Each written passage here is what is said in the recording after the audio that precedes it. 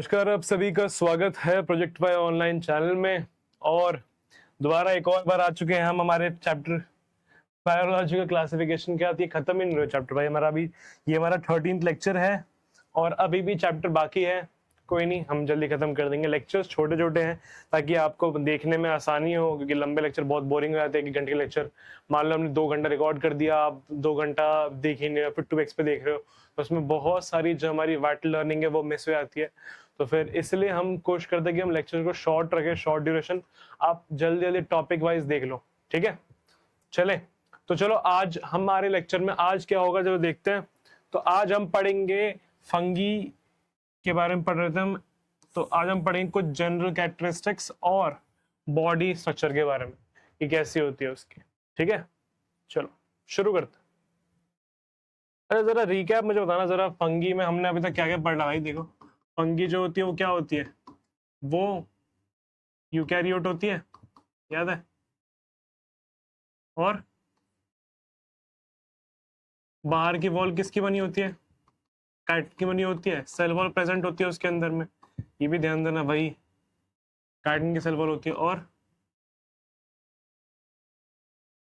अभी देख लेंगे हम, ये यूनिसेलुलर भी हो सकता है, फिलामेंटस भी हो सकता है।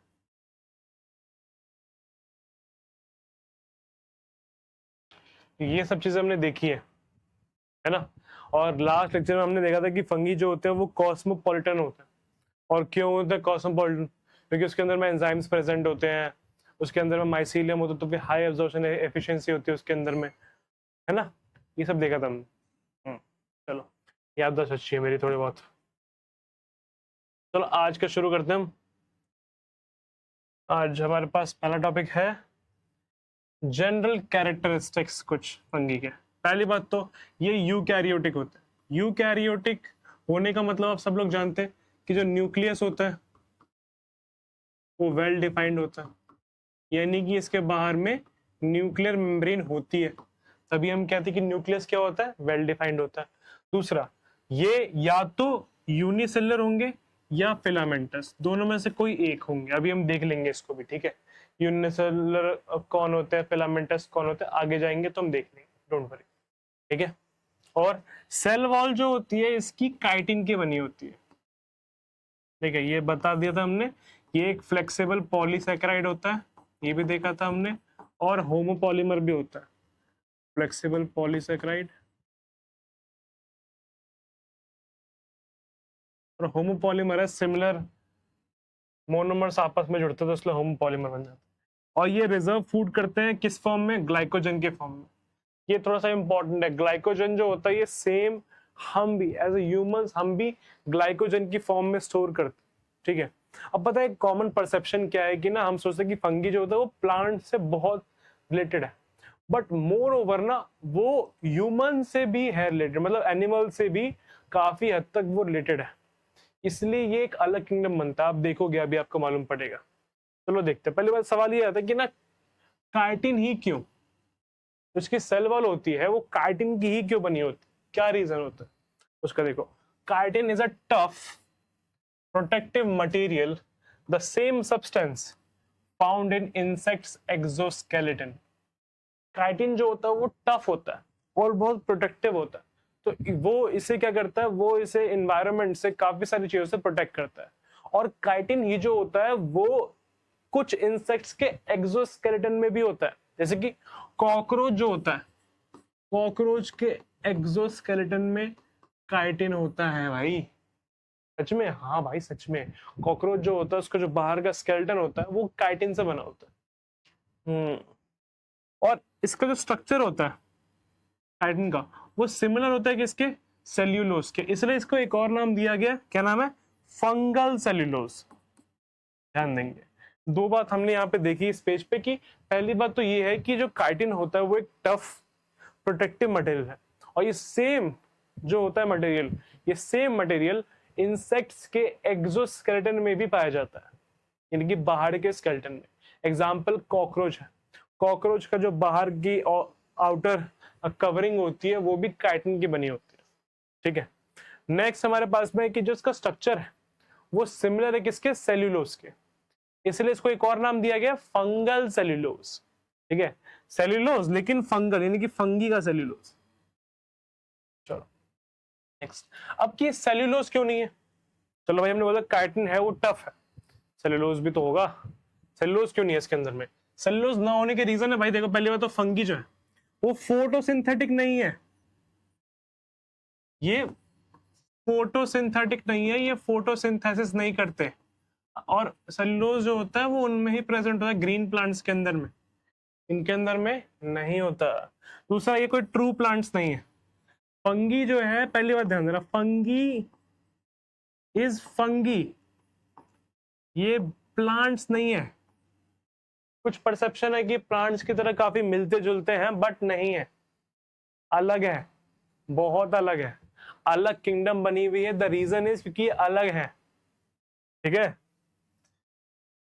देखो fungi look like plants, yes definitely, that's why people think that it is closely related to plants, but actually it is that, but the body material is closer to animals, insects।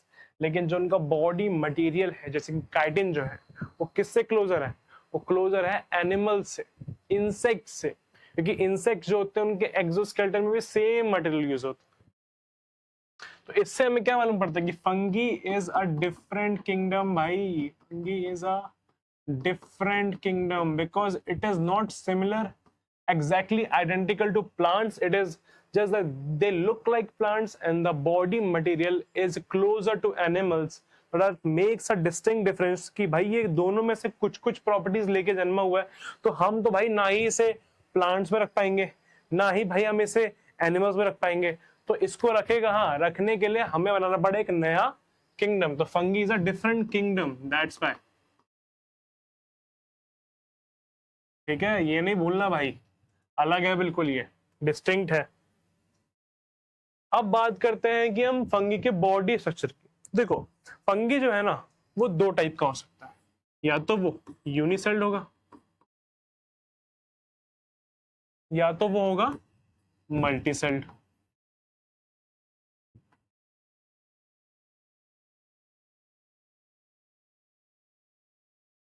अब पता है चौंकने वाली बात यह है कि यूनिसेल्ड जो है ना वो सिर्फ ईस्ट है, ईस्ट ही ऐसे फंगीज हैं जो कि यूनिसेल्ड है, बाकी फंगीज फिलामेंटस होते हैं, यही मल्टीसेल्ड होता है, ठीक है। तो ईस्ट जो है वो यूनिसेल्ड है। अब ईस्ट जो होता है वो कहाँ यूज होता है आपको पता है, ईस्ट का एग्जांपल भी हमारे पास में साइक्रोमाइसिस सर्विस है, Saccharomyces one of the yeast is this, Saccharomyces cerevisiae है, ये यूज होता है ब्रेड मेकिंग में, ब्रेड मेकिंग में, ठीक है। जो बड़े बड़े कंटेनर्स के अंदर में ब्रेड बनते हैं, आप 12th में तो पूरा चैप्टर है इसके ऊपर में, तो वो सैक्रोमाइसिस सर्विस होता है, ये ईस्ट है जो कि ब्रेड मेकिंग में हेल्प करता है, ठीक है। इसको बेकिंग इंडस्ट्री में भी यूज करते हैं, इसके दो दो नाम हो रखे हैं, एक तो बेकिंग में जहां पे ब्रेड मेकिंग में भी यूज होता है, और ये सेम ही जो होता है वो बियर के अंदर भी यूज होता है, बियर ये तो वाइन को फर्मेंट करने के लिए फर्मेंटेशन में यूज होता है। तो वहां पर इसको बोलते हैं ब्रूअर्स ईस्ट,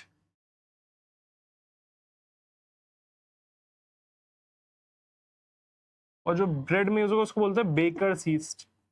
सेम ही है, ईस्ट एक ही है, बस क्योंकि इसका यूज केस बहुत अलग अलग है तो अलग अलग नाम दे दिए इसके, और कुछ नहीं, चीज एक ही है, नाम अलग अलग है। हो सकता है ना ऐसा भाई कि चीज एक ही हो नाम अलग हो। उसके बाद में हमारे पास में आता है मल्टी सेल्ड। देखो जब जब जब ना ईस्ट जो मतलब जो फंगी है वो मल्टी सेल्ड होंगे तो वो ऐसे ग्रुप में होंगे फिलामेंट में। इस पूरे को हम बोलते हैं फिलामेंट, क्या बोलते हैं?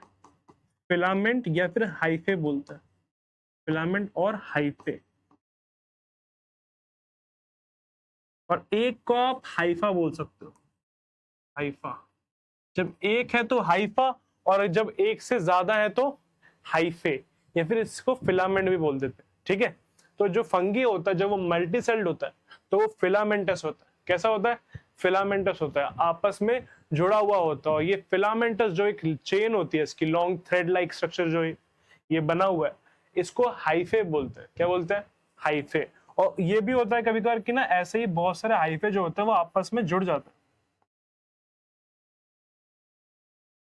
या फिर बोलो कि ना ये बिल्कुल ऐसे सर्कुलर इंटरवोवन हो जाता है। देखो, इंटरवोवन राउंड राउंड हो गए। जब ये राउंड राउंड हो जाता है ना, तो इसके पास में बनता है एक स्ट्रक्चर, उसे बोलते हैं माइसीलियम। क्या बोलते हैं? Mycelium. So mycelium is what when mass of hyphae collectively join together. Simple बोल दो कि बहुत सारे जो हाइफेज होते हैं वो या तो इंटरवोवन हो जाए, या तो घूम जाए, या तो साथ में जुड़ जाए, तो वहां पर वो माइसीलियम बन जाता है। और इसकी स्पेसिफिक प्रॉपर्टी ये होती है कि ये हाई अब्जॉर्प्शन होता है, क्योंकि देखो सरफेस एरिया अभी भी इसका इतना ही है, बट अब ये इंटरवोवन हो गया, यहाँ निकल गए, तो क्योंकि सरफेस एरिया बढ़ गया, हाँ वॉल्यूम इतना ही है, सरफेस एरिया क्या हो गया, बढ़ गया। ऐसे मान लो कि ना आपने यहाँ पर, आप इसको इंटरवोवन ही कर दो बस। ये देखो, ये सेम मैंने लिया और इसको मैंने इंटरवोवन कर दिया, ठीक है। अब इसमें सरफेस एरिया क्या होगा, ज्यादा होगा, क्योंकि जब खुलेगा तो हमें एब्जॉर्प्शन क्या होगा, इसकी हाई एब्जॉर्प्शन एफिशिएंसी हो जाएगी मेरे पास में अपने आप ही।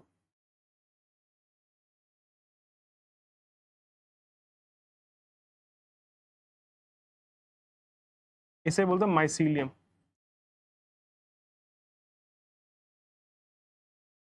क्योंकि इसकी हाई अब्जॉर्प्शन एफिशिएंसी होती है, इंटरवोवन पार्ट हो जाता है, इसलिए इसमें हाई अब्जॉर्प्शन हो। चलो ठीक है, स्क्रीनशॉट ले लो जल्दी से।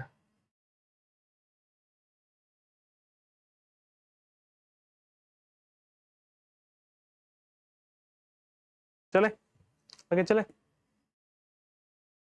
चलो आगे हमारे पास में है, अगर हाँ, अब ये फिलामेंट या फिर हाइफे की बात कर रहे हैं हम, अब इसमें दो कंडीशन पॉसिबल है।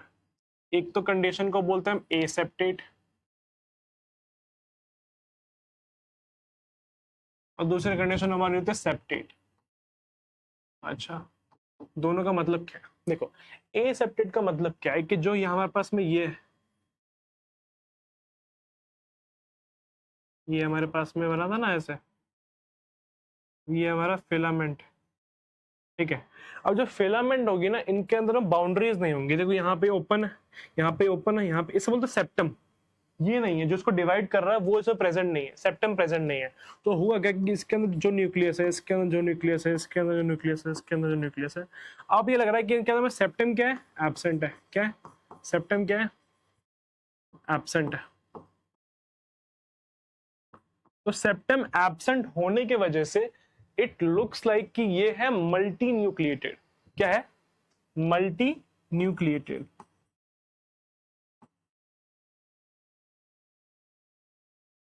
क्योंकि सेप्टम तो प्रेजेंट नहीं है, तो इट लुक्स है कि ये पूरा एक ही सेल है और इसी के अंदर में बहुत सारे न्यूक्लियस है, तो बोल देंगे कि ये multi nucleated they look like.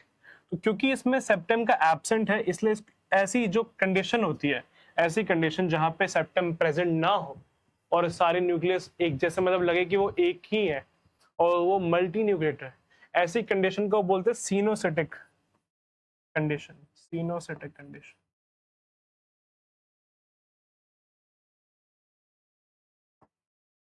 क्या बोल देंगे? सीनोसिटिक, यानी कि इसमें जो फिलामेंट है वो दिखता है कि वो मल्टी न्यूक्लिएटेड है। ऐसे कंडीशन को हम बोलते हैं सीनोसिटिक कंडीशन, ठीक है। दूसरा क्या है हमारे पास में? सेप्टेट। सिंपल है भाई वो तो, कि भाई सबके अंदर में ना सेप्टम प्रेजेंट होगा बिल्कुल प्रॉपर। देखो इसके अंदर में डिवीजन है पूरा, तो ये लग रहे हैं अलग अलग, तो ये तो भाई फिलामेंट ही है, तो सेप्टेट हो गया बिल्कुल। इसमें कोई दिक्कत ही नहीं है। सेप्टेट मतलब कि सेप्टम प्रेजेंट है इसके अंदर में, सेप्टम प्रेजेंट है जो उनको डिवाइड कर रहा है। तो ये तो भाई दिख रहा है कि ये अलग अलग है। लेकिन यहां पर क्या हुआ, because absence of septum the filament appears to be multinucleated and this condition is called sinusotic condition। ठीक है, समझ गए? सिंपल है। इसका भी आप स्क्रीनशॉट लो जल्दी से।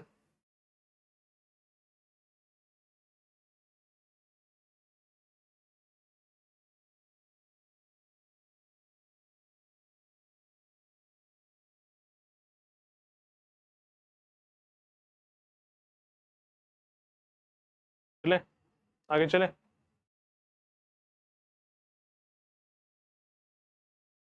इसमें ना हमारे पास में वैसे ही एक और एडिशनल इन्फॉर्मेशन है, वो एक्स्ट्रा है, पर कोई बात नहीं, देख लेते थोड़ा सा। सेप्टम जो होता है, हम अभी पढ़ेंगे आगे फंगी के टाइप्स हैं, उसमें में भी आएगा वो, तब हम देख लेंगे वैसे तो, बट कोई नहीं, अभी देख लेते हैं। तो दो टाइप होता है, क्या तो सिंपल सेप्टम होगा, सिंपल सेप्टम, एक और सेप्टम डॉलीपोर सेप्टम। सिंपल सेप्टम क्या होता है भाई, देखो सिंपल,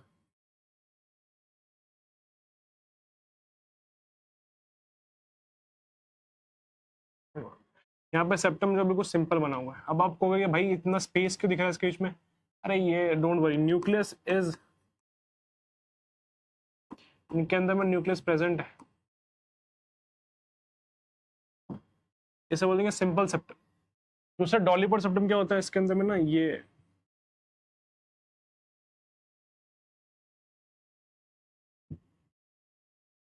ऐसा बना होता है, ठीक है, ऐसा बना होता है हमारे पास में। ये डॉट यहाँ पे कहाँ से आ गया, ठीक है। तो यहाँ पे ये ऐसा अलग तरीके से इसमें सेप्टम होता है, उसको बोलते हैं डॉलीपोर सेप्टम। ये होता है हमारे बेसिडियोमाइसिटीज में, पढ़ेंगे अभी हम बेसिडियोमाइसिटीज, ये इतना इंपॉर्टेंट टॉपिक नहीं है, बट हम तो थोड़ा सा इंफॉर्मेशन दे देते हैं। बेसिडियोमाइसिटीज में होती है डॉलीपोर सेप्टम, और ये होता है एस्कोमाइसिटीज में। चार टाइप की फंगीज होती है, एस्कोमाइसिटीज, बेसिडियोमाइसिटीज, ड्यूट्रोमाइसिटीज और फाइकोमाइसिटीज, चार टाइप की, ठीक है।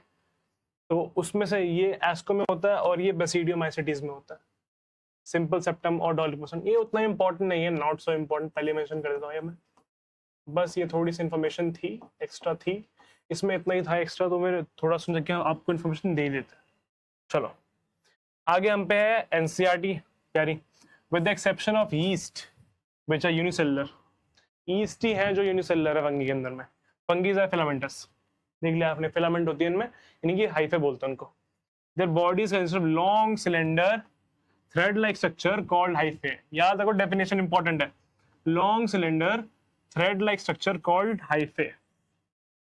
The network of hyphae is known as mycelium. Network ही है, देखो एक यहां से आया, एक यहां से आया, जाल बन जाए एकदम, या तो इंटरवोवन हो जाए एक ही में, ऐसे करके, तो वो भी नेटवर्क की हो गया। Some hyphae are continuous tubes filled with multinuclear cytoplasm. देखा था अभी हमने, इनको बोलते हैं सिनोसिटिक हाइफेज, ये वाला हमारा सिनोसिटिक है। मल्टी न्यूक्लिएट सेम साइटोप्लाज्म सबके अंदर में ना, तो इसे बोलते हैं सिनोसिटिक हाइफे। एक सेकंड, थैंक यू, कहां से आ गया। अदर हैव सेप्टे और क्रॉस वॉल्स, लेकिन बाकी सब में क्रॉस वॉल्स होती हैं, अभी सेप्टम प्रेजेंट होता है, तो उन्हें बस हम हाइफे बोलते हैं, ठीक है, plain hyphae. The cell walls of fungi are composed of chitin and polysaccharide. जो सेल वॉल होती है फंगी की, वो बनी होती है काइटिन और पॉलीसेकेराइड की, ये भी इंफॉर्मेशन देख लिया था हमने, काइटिन की बनी होती है, ठीक है। तो इस टॉपिक जो आज हमने पढ़ा उसकी इतनी एनसीईआरटी लाइंस है, देख लो।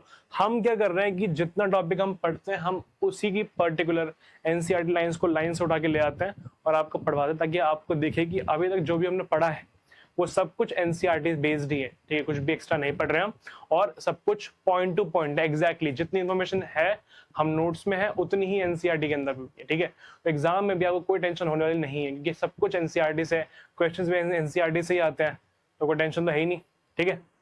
चलो आज का लेक्चर की समाप्ति यहीं पर, मिलते हैं आपसे अगले अध्याय में नहीं, अगले लेक्चर में, ठीक है। तो अकेले मिलते हैं, चलते हैं, अलविदा, thank you so much, keep learning and growing, and ध्यान रखो कि आप लेक्चर के नोट्स बनाओ और एनसीईआरटी में भी चीजों को टिक करो, जो हम पढ़ रहे हैं उसे अंडरलाइन करो, ठीक है, मार्क करो, ध्यान रखो, ठीक है। चलते हैं, मिलते हैं आपसे अगले लेक्चर में।